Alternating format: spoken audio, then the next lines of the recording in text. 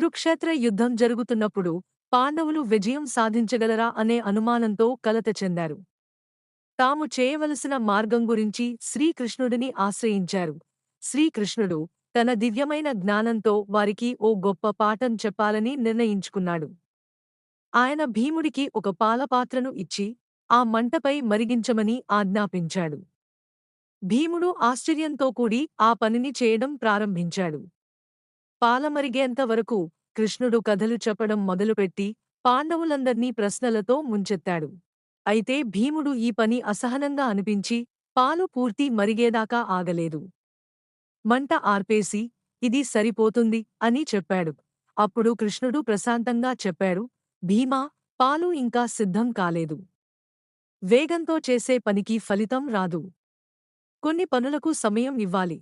అందుకు కృష్ణుడు ఇలా చెప్పాడు, ఒక పని విజయవంతంగా ముగిసేందుకు సహనం అవసరం. పాలు మరిగి తీయగా మారడానికి ఎంత సమయం పడుతుందో అలాగే విజయం కూడా శ్రద్ధ, ధైర్యం, నమ్మకం అవసరం. పాండవులు కృష్ణుడి మాటలకు బుద్ధి పొందారు. వారు అంతా కలిసి సహనంతో ముందుకు సాగాలని నిర్ణయించుకున్నారు. తరువాత కృష్ణుడు నవ్వుతూ చెప్పాడు, పాత్రలో అసలు పాలు లేవు. కానీ నమ్మకం ఉంటే ఖాళీ పాత్ర కూడా విలువైన పాఠాన్ని నేర్పగలదు. కథామర్మం, సహనం, విశ్వాసం కలిగినవారు మాత్రమే విజయాన్ని సాధిస్తారు.